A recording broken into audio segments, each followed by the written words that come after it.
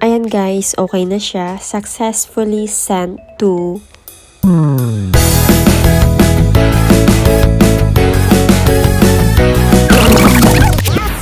Hello guys, welcome back again to my channel. Today's video guys, ang ituturo ko naman sa inyo ay kung papaano mag-transfer ng pera Gcash to Gcash. So una guys, yung mga wala pang apps ng Gcash, i-download nyo lang po sa inyong mga cellphone. Ayan, so once na na-download nyo na po, mag-register na kayo, i-register nyo na po yung inyong TM or Globe na SIM card. Dahil yun po yung kailangan natin para tayo ay makapag-register sa Gcash.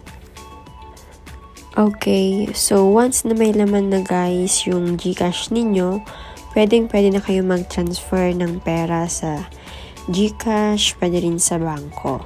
So ayun guys, punta tayo sa may Express Send. Click nyo lang yan guys, ayan. So, hihingin po dyan yung number ng sisendan ninyo ng pera. So, kunin nyo yung number nila and then, ayan, paste nyo lang dyan, copy-paste. And then, lagay ninyo kung magkanong amount yung isisend ninyong pera sa kanila. So, ayan, sample natin ay 3,000 pesos. And then, message. Kahit na anong message, okay lang po. Optional naman po yan. Ayan. And then, may lalabas po dyan yung pangalan niya at saka yung contact number. So, i-check ninyo kung tama ba, kung sa kanya nga ba yung sisendan ninyo. So, tanungin ninyo kung ano yung nakaregister na pangalan sa number na gamit niya sa kanyang Gcash. Once na tama naman po yung binigay sa inyo, click nyo lang confirm. Ayan guys, okay na siya. Successfully sent to, makikita niyo yung pangalan at saka yung amount kung magkano yung isinend niyo sa kanyang Gcash. I-screenshot nyo lang yan guys as a proof na nasendan nyo na.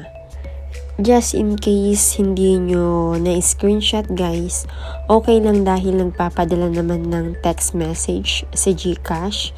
So yun yung po pwede nyo ring isang paraan na screenshot para ma-forward ninyo doon sa taong pinagpadalhan ninyo. So ayan guys, makikita ninyo yung pera natin kanina ay 15,720.50 pesos.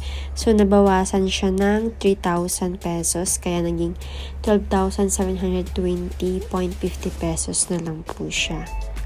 Pero kung sa bangko po yan, may charge siyang 15 pesos. Pero dahil Gcash to Gcash, wala po siyang charge. So, ganun lang kadali guys mag-transfer ng Gcash to Gcash. So maraming salamat guys sa inyong panonood at pakikinig. Sana po ay nakatulong ako sa inyo at para updated po kayo sa mga susunod nating mga video at tutorial, huwag pong kalimutang mag-like, comment at subscribe. Maraming salamat guys. Bye!